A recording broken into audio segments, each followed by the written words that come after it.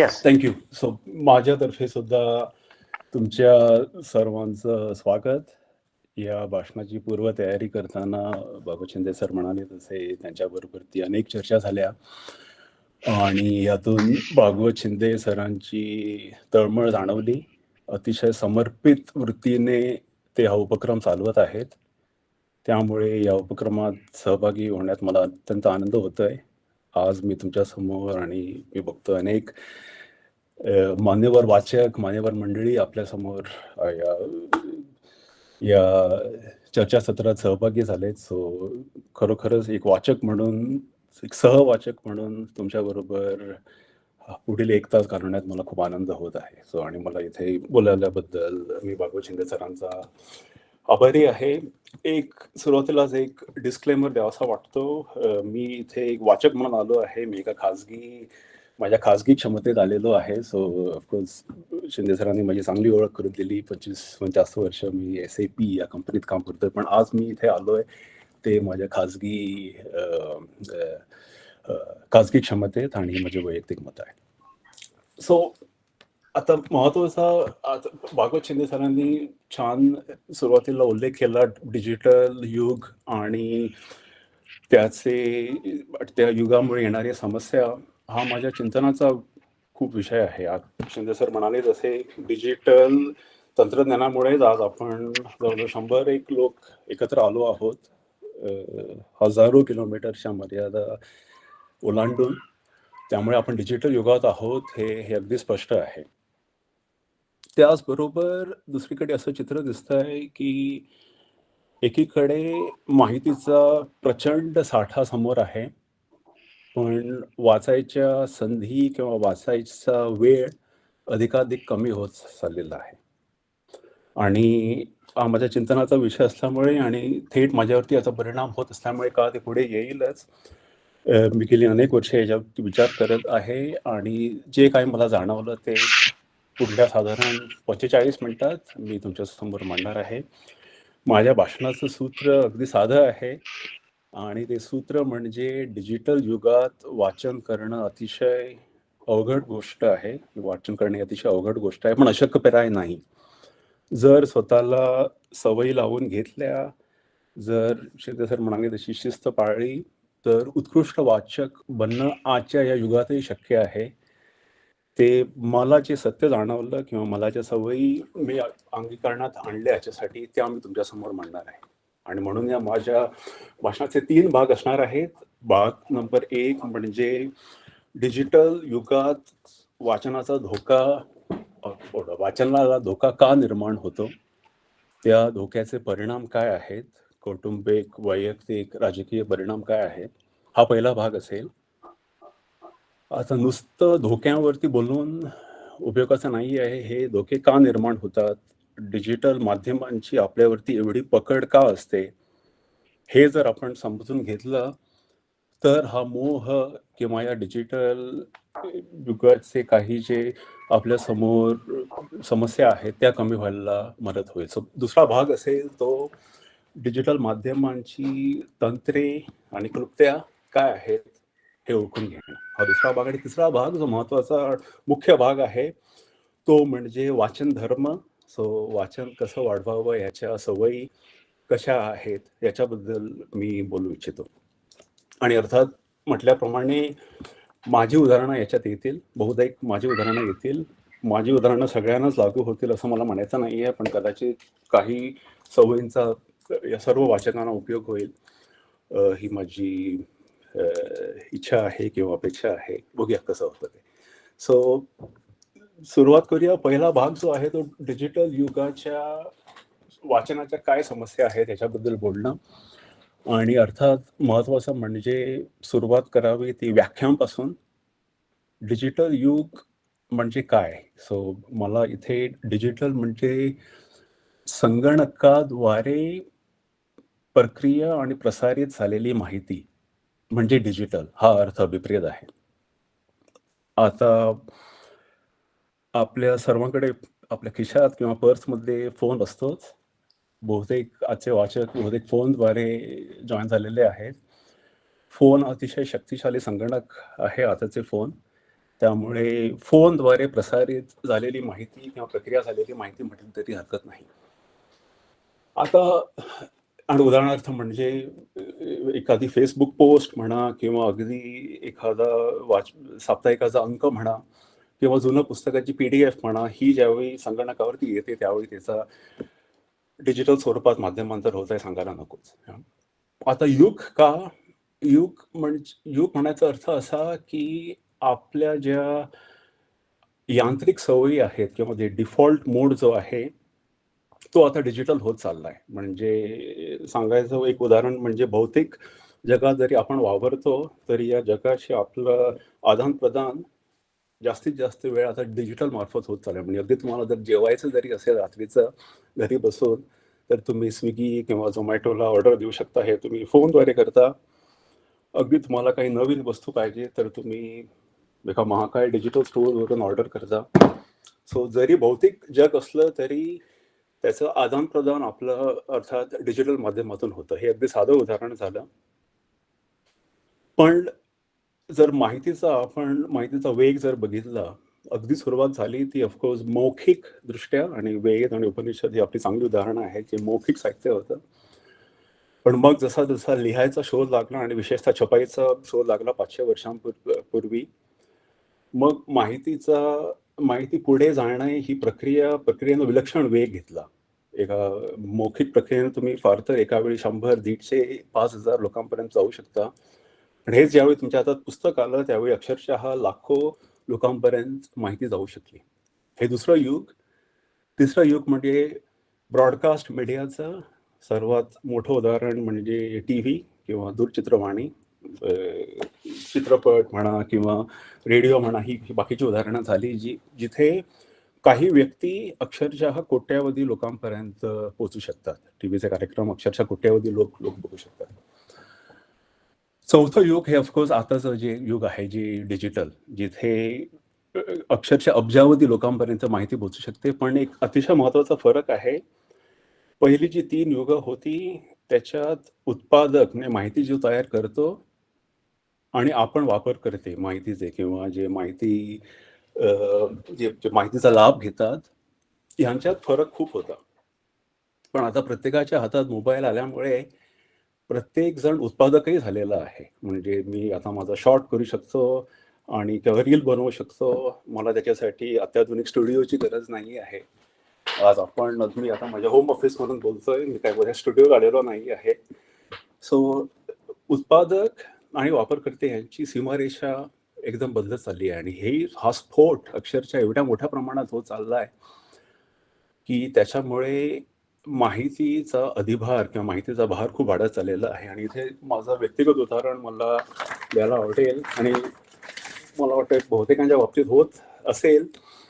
एक आवडीनं पुस्तक वाचायला घ्यावं, एक पान वाचावं, सव्वा पान आणि फोनची घंटी वाजते किंवा अचानक काहीतरी आपल्याला आठवतं आणि 5च मिनिटं म्हणून आपण फोनकडे जातो आणि 15 मिनिटं जातात, अर्धा तास जातो, कळतही नाही. आणि मग आपल्याला आठवण येते, अरे मी पुस्तक वाचत होतो. सो पुस्तकाकडे परत येतो.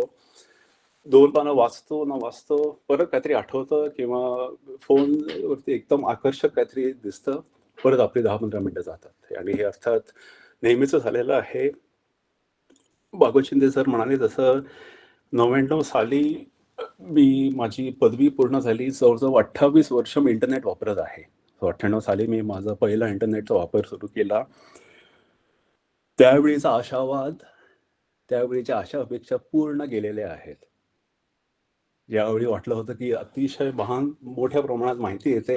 साधारण 2012 पर्यंत सुद्धा मला जाणीव होत होती की वाचणं इंटरनेटवरती अवघड आहे, पण अशक्यप्राय स्थिती नव्हती. 2012 सालपासून परिस्थिती माझ्या बाबतीत, माझं उदाहरण, अतिशय अवघड झाली. म्हणजे म्हणायचा अर्थ असा की सलग वाचणं खूप अवघड मला जावं लागलं. म्हणजे मला लहानपणापासून वाचनाचा अतिशय मोठा छंद आहे. शिंदे सरांनी छान माझ्या वडिलांचा उल्लेख केला. असं माझ्या आई-वडिलांनी, माझ्या भावानं अतिशय मला नेहमीच वाचायची सवय माझी पूर्ण जोपासली आहे. असं असूनही मला वाचन करणं खूप अवघड होऊ लागलं आणि माझं दैनंदिन कामात मला अक्षरशः आठवड्याला हजारो शब्द वाचावे लागतात. माझी रोजी-रोटी वाचनावरती अवलंबून आहे.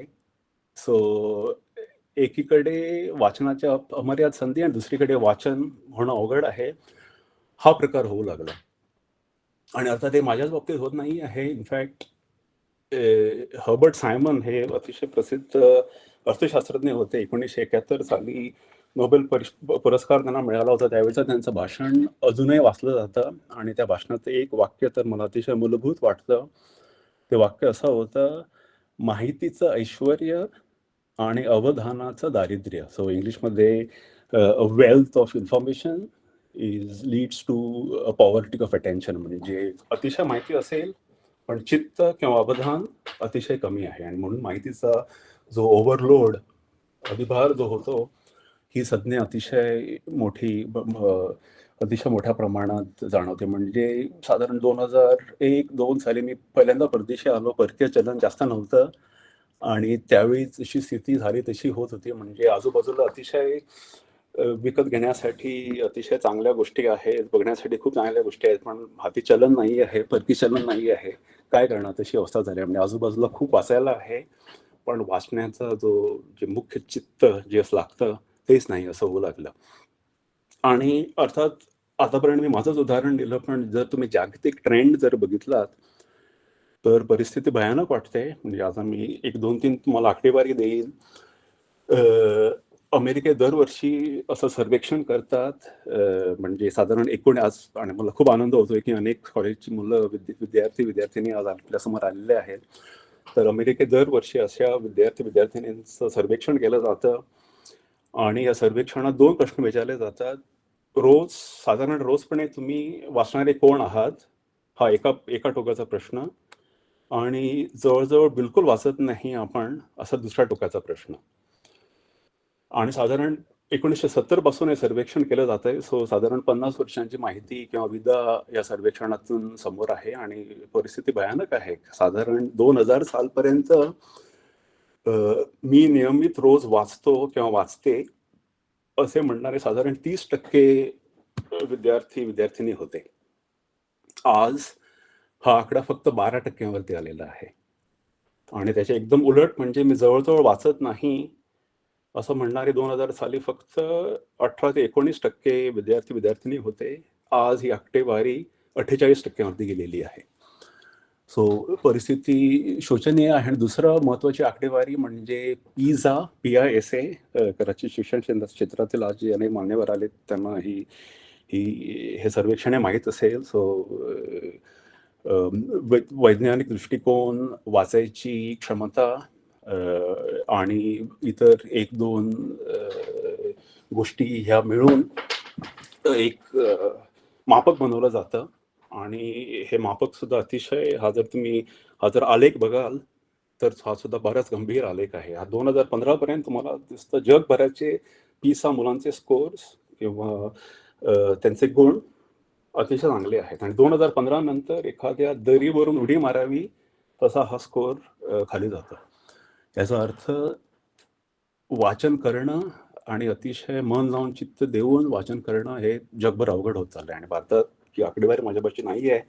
एकच आकडेवारी माझ्यापाशी आहे, ती असर एसर चे सर्वेक्षण निकाल, आणि ते तर बिलकुल म्हणजे अगदी उल्लेख सुद्धा करू नये इतके गंभीर आहेत. सो जगभर हा ट्रेंड चालू आहे आणि याचे परिणाम भयानक आहेत. 3 परिणाम किंवा 3 श्रेणीवरती मी चटकन बोलू इच्छितो. पहिली श्रेणी म्हणजे वैयक्तिक परिणाम. मागीच्या उदाहरणात दिल्याप्रमाणे मन लावून वाचता न येणं, सतत अवधान भंग होणं, हा नेहमीचा परिणाम आहे. एक अतिशय मागे चांगलं संशोधन करण्यात आलं होतं. साधारण 80-100 व्यक्तींचा स्कॅन करण्यात आला होता वाचताना. जेव्हा ते वाचतायत त्यावेळी त्यांच्या मेंदूचे जे महामार्ग आहेत, न्यूरल पाथवेज, ते अक्षरशः एका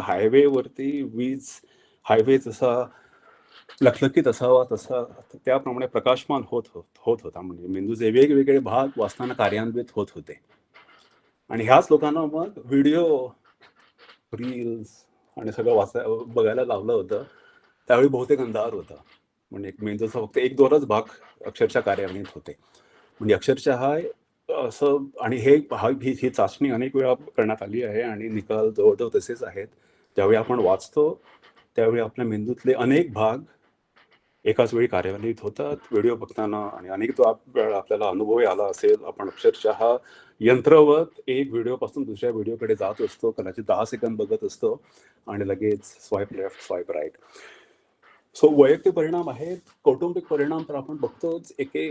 एका ठिकाणी वाटतं आपल्याला की आपण एकमेकांच्या बऱ्याच संपर्कात आहोत, बऱ्याच टचमध्ये आहोत, पण खरोखर जर बघाल तर सहसा आपण एकमेकांना पाठवलेले फॉरवर्ड्स किंवा व्हिडिओज बघत असतो.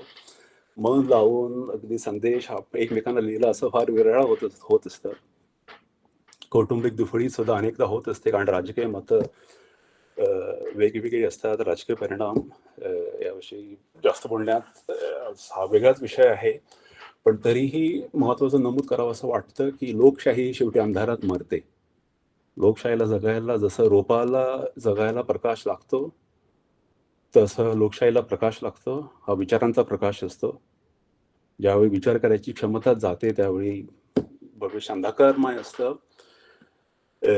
गहन विषय आहे. आता ह्याचं मुख्य कारण म्हणजे अर्थात जर एक एक एक पायरी आपण मागे जर घेतली, तर ज्यावेळी सहसा आपण डिजिटल माध्यमातून माहिती घेतो किंवा व्हिडिओ बघतो, त्यावेळी आणि पुस्तक वाचण्यात ह्यात फरक आहे, ज्या संशोधनाचा मी मी मी मागे उल्लेख केला होता.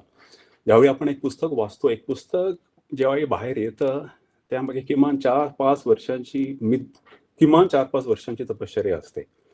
अनेक हातांच्या अनेक हातातून ते गेलेलं असतं. लेखक, लेखिका, संपादक, वितरक, वाचक. आपण ज्यावेळी पुस्तक वाचतो, त्यावेळी आपण मागे-पुढे जाऊ शकतो. आपण एकसारखा लेखक-लेखिकेशी संवाद साधू शकतो.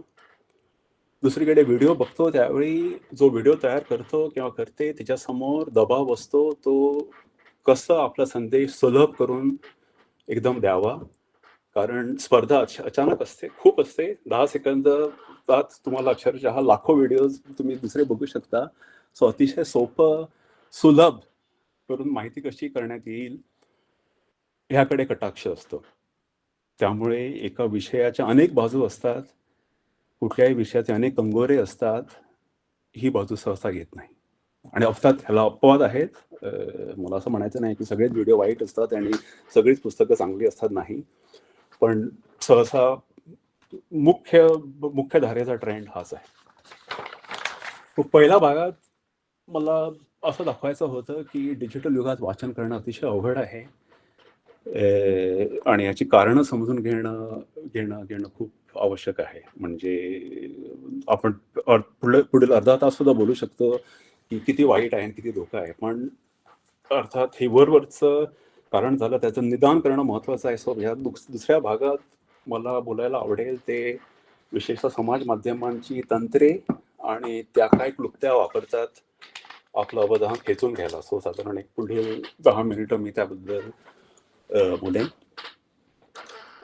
आणि परत माझ्या उदाहरणापासून मला सुरुवात करायला आवडेल. 2012 सालपासून साधारण मला जाणीव होऊ लागली की माझ्या वाचन करणं खूप अवघड होतंय. 2017 सालात त्याचा कळस झाला. आणि का 2-3 उदाहरणं देऊ इच्छितो. शिंदे सरांनी माझ्या बाबांचा उल्लेख केला होता. बाबांनी अतिशय प्रेमाने मला भारतीय संस्कृतीचा विकास हे मराठीतलं अभिजात वाङ्मय म्हणावं असं तर्कतीर्थांचं पुस्तक भेट दिलं होतं 2004-05 साली. आणि 12 वर्ष ते पुस्तक तसंच पडून होतं. माझ्या बायकोनं तिनं आताच मला छान चहा करून आणलाय. तिनं अतिशय प्रेमानं मला main currents of Marxist thought हा अगदी जागतिक साहित्यातला ललालभूत म्हणावा असा ग्रंथ भेट दिला होता. अमेरिकेहून ती आली होती त्यावेळी. 14 वर्ष तो ग्रंथ तसाच पडून होता. अतिशय उत्साहानं मी foreign affairs, New Yorker, New York review of book सारखी मासिकं सुरू केली होती. वर्गणी. ते बहुतेक गठ्ठे तसेच पडून होते.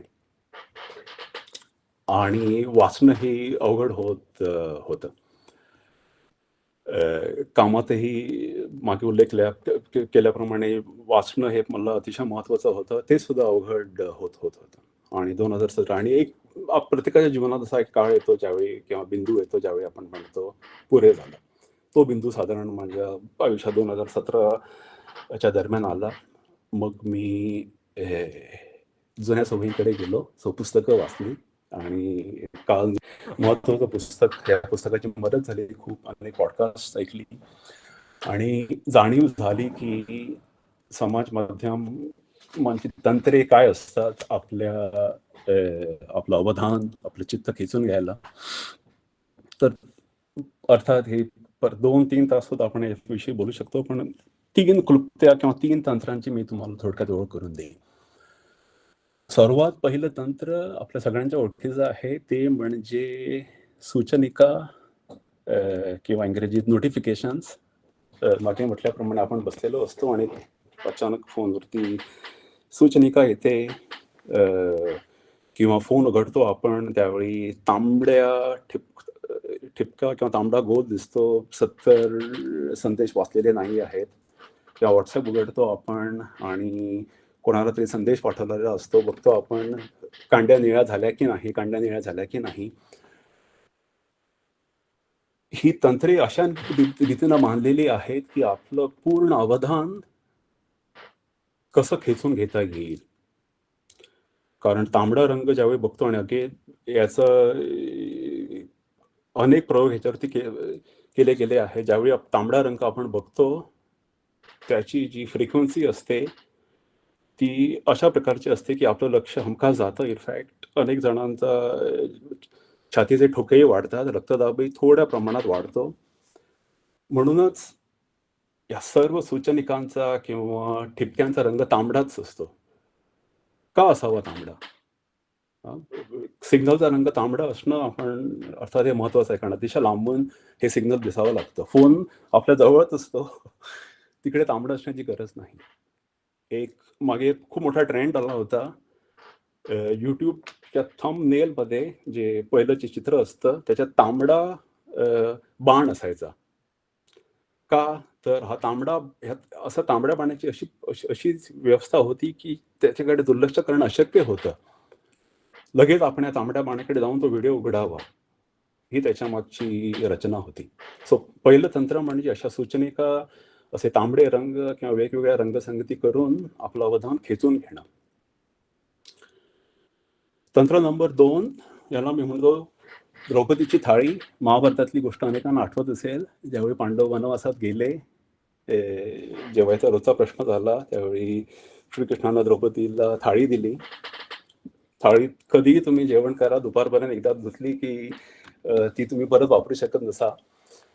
पण अमर्याद जेवण या थाळीतून येत असे. ही थाळी आज रोज आपल्याकडे आहे. फोन ही द्रौपदीची थाळीच आहे आणि नुसत्या माहितीचा भाग नाही आहे. जर तुम्ही रील्स बघत असाल किंवा शॉर्ट्स बघत असाल, एका मागोमाग एक हे सुरू होत असतं.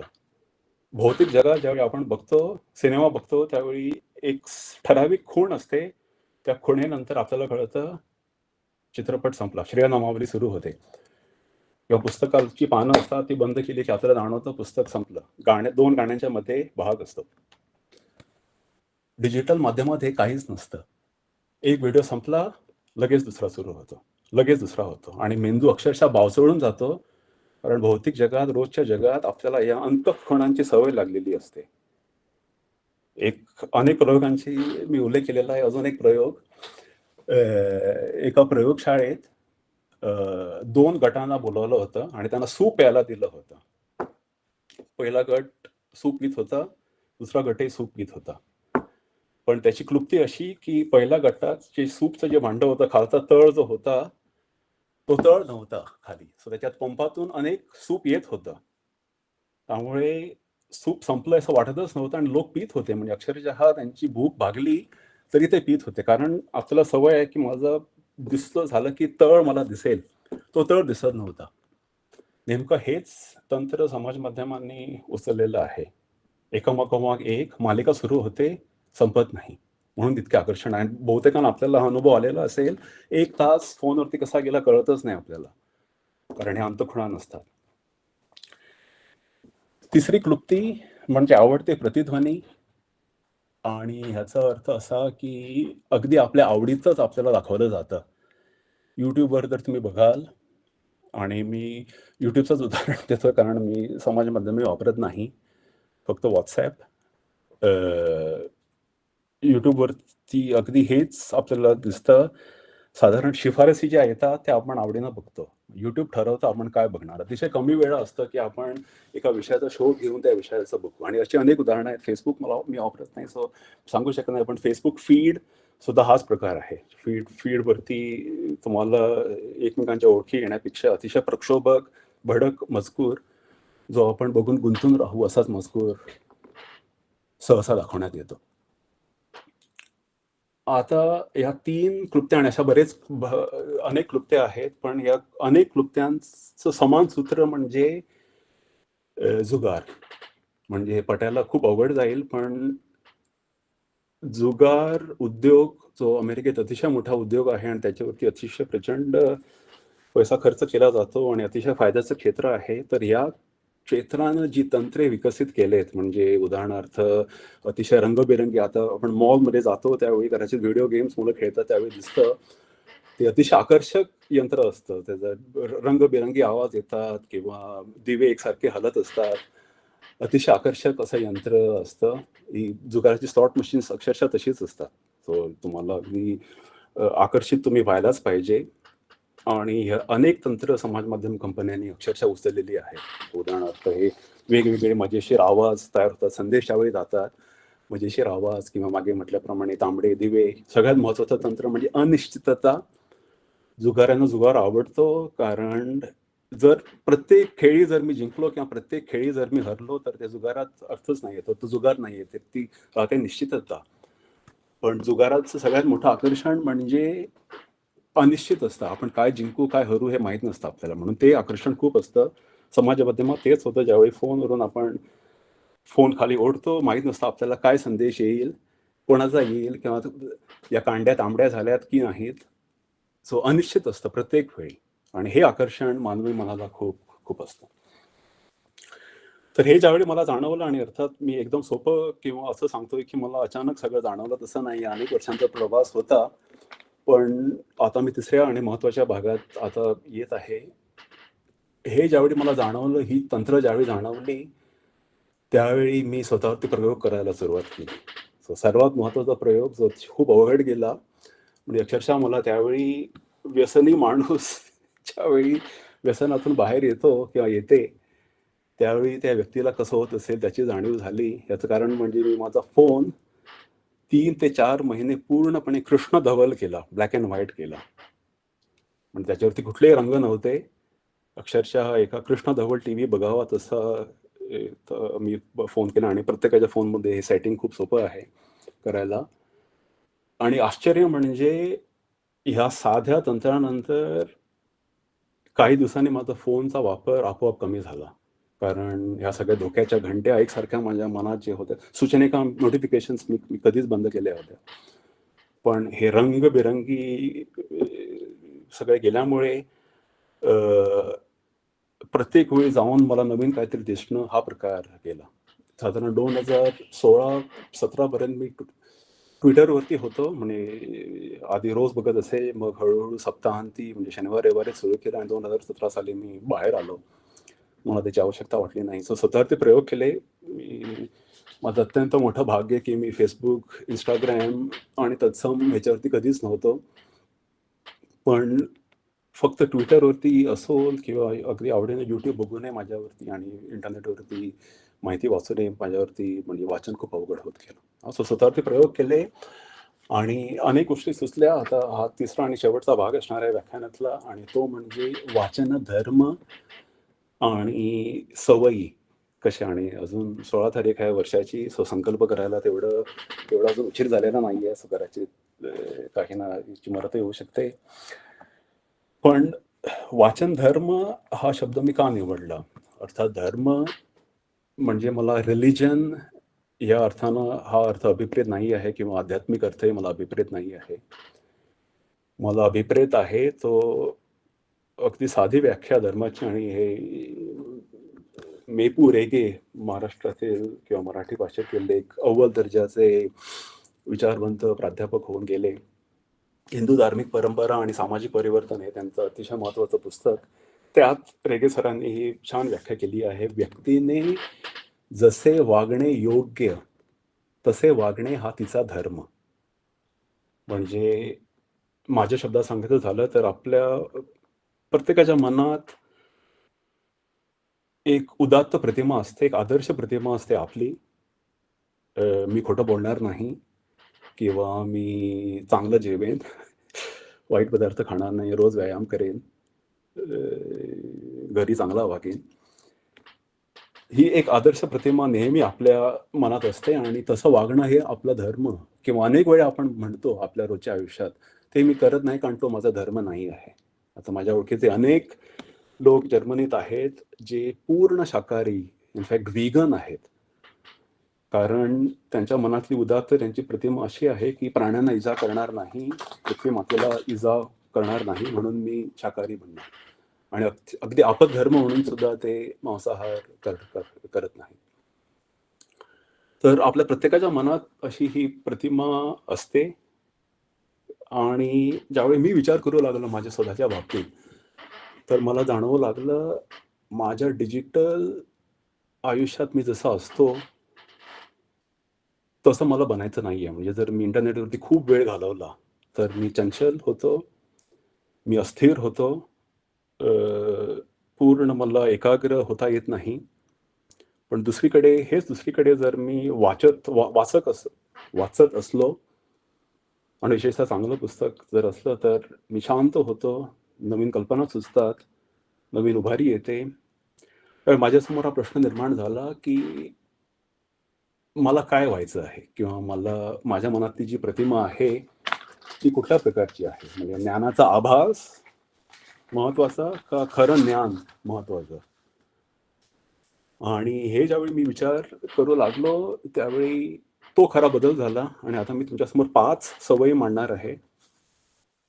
कारण धर्म कुठलाही असो, तो पोथी पुस्तकात बंद असता कामा नये, तो आचरणात यायला पाहिजे, तरच त्याचं महत्त्व असतं. म्हणून या सवयी आहेत. आणि 5 सवयी काय आहेत, तर सर्वात पहिली सवय, आणि धर्माची जर व्याख्या पुढे न्यायची झाली तर माणूस स्खलनशील आहे, माणसाकडून चुका होतात हे प्रत्येक धर्म मान्य करतो. आणि म्हणून प्रत्येक धर्मात प्रायश्चित्त म्हणा किंवा कन्फेशन म्हणा ह्या संकल्पना आहेत. तर सर्वात पहिली सवय म्हणजे समाज माध्यमांपुढे किंवा डिजिटल युगापुढे मी टिकणार नाही ही जाणीव होणं. म्हणजे डिजिटल, विशेषतः समाज माध्यमे विरुद्ध मी, ही लढाई अतिशय विषम आहे, ही अतिशय अनइक्वल लढाई आहे. मी हरणारच आहे हे मला पूर्ण ज्यावेळी जाणीव झाली. हे माझ्या परिवर्तनातला पहिला भाग होता.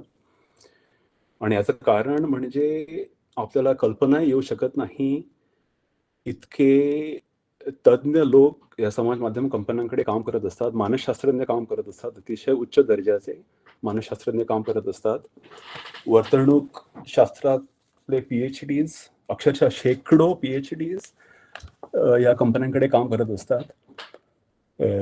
विधाशास्त्रज्ञ उल्लेख करायलाच नको. आणि मानवी वर्तणुकीचा, मानवी वागणुकीचा अतिशय काटेकोर अभ्यास. आणि BF स्किनर हे अतिशय मोठे वर्तणूक शास्त्रज्ञ होते. त्यांनी अक्षरशः शेकडो प्रयोग उंदीर आणि कबुतरांवरती केले. आणि त्यांच्या प्रयोगशाळेतून बाहेर आलेले अनेक तज्ञ आज या समाज माध्यम कंपन्यात काम करतात. आणि अब्जावधी लोकांवरती घटवून केलेली तंत्रे त्यांच्यासमोर माझा टिकाव लागणार नाही, ही जाणीव होणं महत्वाचं. म्हणून पहिली सवय, वाचताना फोन दुसऱ्या खोलीत. फोन आणि मी वाचन हे होणार नाही. अतिशय साधं सोपं वाटेल, पण प्रयोग करून बघायला हरकत नाही. याचं कारण म्हणजे फोमो किंवा मराठीत विरह भय, फिअर ऑफ मिसिंग आउट. जरी फोन आपल्या बाजूला असला आणि आपण काही करत असलो, तरी एकसारखं आपलं अर्थलक्ष किंवा बॅकग्राऊंड लक्ष नेहमी फोनकडे असतं. काय येईल का? काहीतरी होतंय का? हे दूर करण्याचा सोपा मार्ग म्हणजे फोन पूर्ण दुसऱ्या खोलीत ठेवणं आणि वाचणं. अतिशय साधा उपाय आहे. अवघड आहे, पण अतिशय साधा आहे. जितका दूर तितका बरा फोन. सो मी ऑफिसमधून घरी येतो, त्यावेळी फोन खाली राहतो आणि दुसऱ्या दिवशी बाहेर फोन येतो. सवय नंबर 2 म्हणजे दिवसाला किमान 10 पानं वाचणं, त्याच्याशिवाय झोपायचं नाही. आणि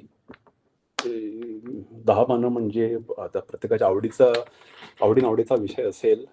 काहींना 10 खूप वाटू शकतील, काहींना 10 म्हणजे काहीच नाही असं वाटू शकेल. माझ्यासाठी 10 हा चांगली संख्या आहे. सप्ताहांती म्हणजे शनिवार, रविवारी संख्या 40-50 पर्यंत जाते. पण रोज ज्यावेळी सवय लावतो आणि जर तुम्ही विचार कराल डिजिटल माध्यमांचा, तर विशेषतः समाज माध्यमे आपल्याला सवय लावतात. आपल्याला अशी सवय लागलेली आहे, की जरा जरी कंटाळा आला, लगेच हात आपला फोनकडे जातो. अगदी साधा यंत्रवत म्हणजे अक्षरशः सभ्य शिष्टाचाराचे जे नियम आहेत, म्हणजे 4 लोक जर बोलतायत, तर फोनकडे बघू नये. अगदी साधा नियम, पण कोणच पाळत नाही. कारण जर संभाषण जरा जरी कंटाळवाणं झालं, तर फोनचा सहारा असतोच. तर सवय लावणं हे समाज माध्यम कंपन्यांचं मोठं तंत्र आहे. पण हीच सवय आपण उलटी करू शकतो आणि आपल्याला चांगली सवय लावू शकतो, की काही झालं तरी मी 10 पानं रोज वाचणारच. आणि माझ्या बायकोचा मी आताच उल्लेख केला, ती किती दमली असो, कुठून कितीही काही असो, ती किमान 10 पानं वाचल्याशिवाय झोपत नाही आणि हे खूप मला चांगलं वाटलं. सो सवय नंबर 2 आणि मी मागे फॉरेन अफेअर्स आणि बाकी मासिकांचा उल्लेख केला होता. दुसरी सवय म्हणजे मला कामानिमित्त प्रवास करावा लागतो आणि 3-4 तास सहज मला असे मिळतात विना व्यत्यय. तर माझ्याकडे नेहमी या मासिकाचा अंक असतो आणि तो मी वाचू शकतो. आणि अशा रीतीनं हा मी प्रश्न सोडवला, की जी वर्गणी घेतली होती वाचत नव्हतं. अतिशय महत्त्वाचं मासिक आहे, माझ्या आवडीचं, वाचायला वेळ मिळत नव्हता. सवयीचा प्रश्न आहे. तो ही सवय नंबर 2. तिसरी सवय म्हणजे यादी बनवणं आणि पुस्तक वाचून झालं की त्याच्यावरती टिक मार्क देणं. आता तुम्हाला वाटेल ही काय सवय झाली, पण डिजिटल माध्यमांचा मी उल्लेख केला आणि अनेक डॉक्टर मंडळी या कॉलमध्ये आहेत, ते माझ्यापेक्षा जास्त चांगलं सांगू शकतील. पण समाज माध्यम किंवा मोबाईल वापरतो त्यावेळी आपल्या मेंदूत डोपामाइन म्हणा किंवा सेरोटोनिन म्हणा, यासारखी संप्रेरके किंवा न्यूरोट्रान्समिटर्स ज्याच्याद्वारे आपल्याला आनंद मिळतो, ही संप्रेरके स्त्रवतात आणि आनंद होतो. पण आश्चर्य म्हणजे नेमकी हीच संप्रेरके आपल्या मेंदूत तयार होतात ज्यावेळी आपण एक काम संपवतो. मी अमुक केलंय किंवा अमुक पुस्तक वाचलंय, टिक मार्क केला, आनंद होतो. करून बघा. कदाचित तुम्ही करत सुद्धा असाल. पण हे ज्यावेळी मी करू लागलो आणि दुसरी यादी महत्त्वाची होती, ती म्हणजे मला कुठली पुस्तकं वाचायची आहेत आणि मी काय वाचणार आहे याचा बेत बनवणं. आणि ज्यावेळी बेत तडीला जातं त्यावेळीचा आनंद काही वेगळाच असतो. त्यामुळे ती तिसरी सवय यादी बनवणं आणि यादी पार पाडणं. चौथी सवय, आणि वागत शिंदे सरांनी खूप त्याचा चांगला उल्लेख केला आणि आमची आधी चर्चा झाली त्यावेळी त्यांनी आवर्जून या मुद्द्याचा उल्लेख केला होता. तो म्हणजे जर्मनी आणि युरोपमधलं वाचायचं वातावरण.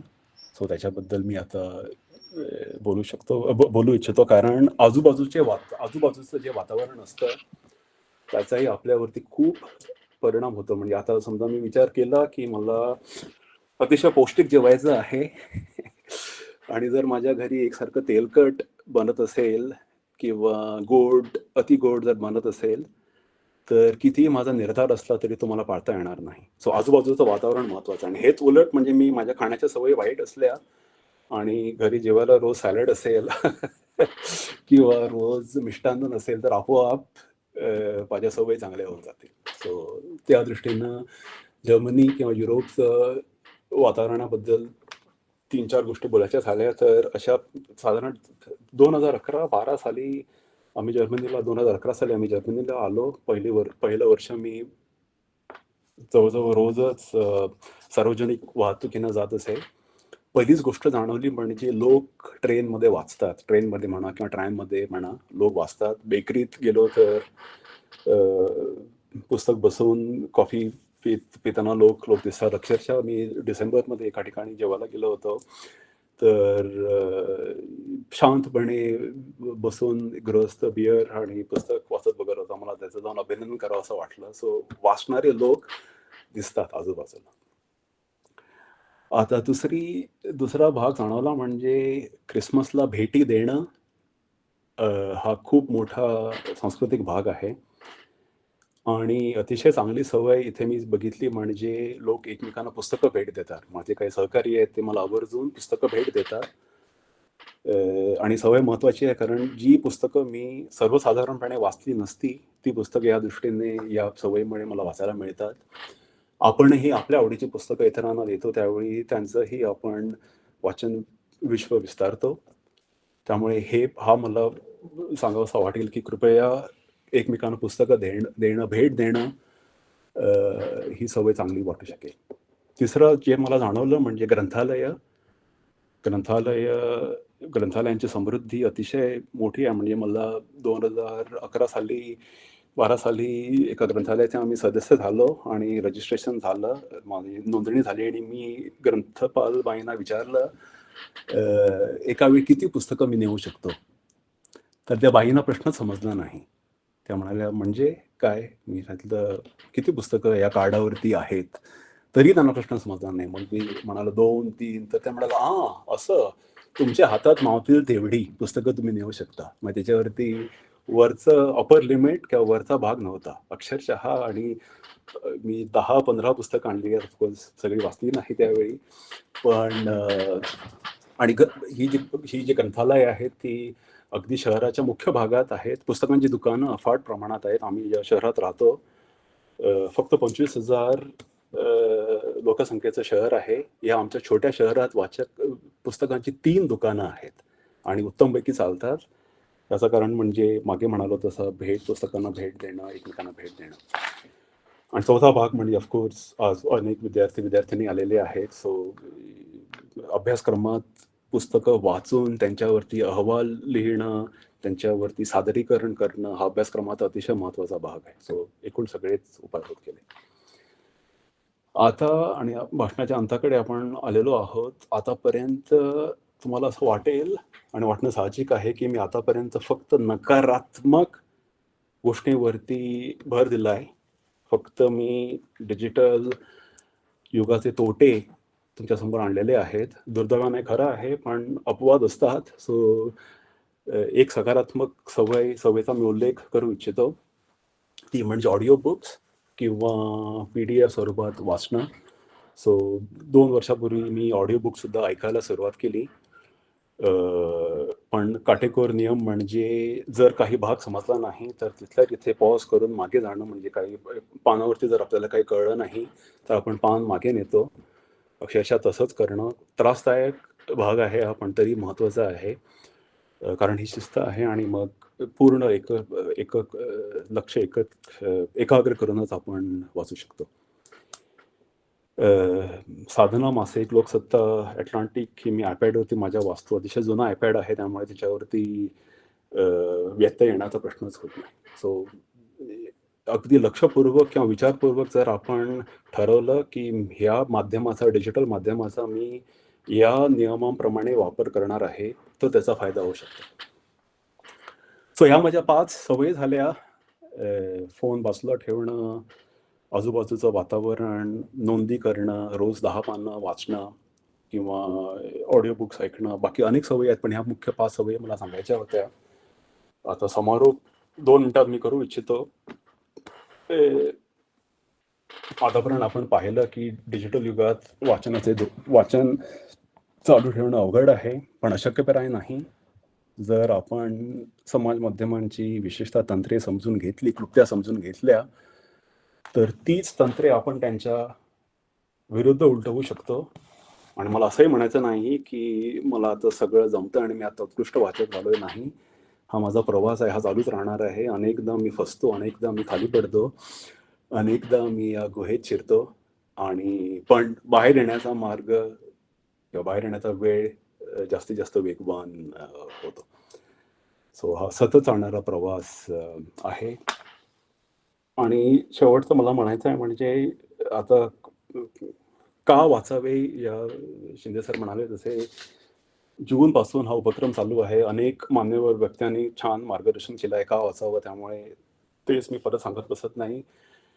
पण असं म्हणू इच्छितो, की कुतूहल वाढायला, कक्षा ज्ञानाच्या विस्तारायला वाचन महत्त्वाचं आहे. वाचनात उतरंड किंवा श्रेणी नसावी. मी ज्या पुस्तकांचा उल्लेख केला, काही अतिशय वैचारिक पुस्तक होती, काही अगदी साधी. कार्ल न्यूपोर्ट म्हणा किंवा जेम्स क्लिअर यांचं ॲटॉमिक हॅबिट्ससारखं अनेक लोक त्याला नाकंबरडू शकतात, की हे कसलं पुस्तक? पण या पुस्तकांचाही मला खूप उपयोग झाला. सो महत्त्वाचं म्हणजे वाचनात श्रेणी नसते, चढती भाजणी नसते. जे आपल्याला जे वाचून आपल्या ज्ञानाच्या कक्षा विस्तारतात, ते वाचणं महत्त्वाचं आहे. कारण कृत्रिम बुद्धिमत्ता म्हणा किंवा ही तंत्र म्हणा, ह्याच्यामुळे विचार करण्याची शक्ती आपण विसरत चाललो आहोत. इथे मला ज्योतिबा फुलेंच्या पंक्ती आठवतात. "विद्येविना मती गेली, मतीविना वित्त गेले आणि विद्येविना बाकी सगळं अनर्थ घडला आणि शूद्र खचले." तसंच जर फरक करायचा झाला तर चित्ताविना मती गेली आणि मतीविना अनर्थ घडला. सो आपलं चित्त अतिशय सांभाळून ठेवणं खूपच आवश्यक आहे. कारण शेवटी आपण एक मानव म्हणून आपल्याकडे असतं ते फक्त चित्त असतं, ते आपल्याकडे फक्त अवधान, आणि तेच जर केलं, तर शेवटी उरलं काय? विचार कराल तर वाचाल आणि वाचाल तर वाचाल. म्हणून मी भागवत शिंदे सरांकडे सूत्र परत देऊ इच्छितो आणि आता प्रश्नोत्तरांची फेरी आपण सुरू करू शकतो.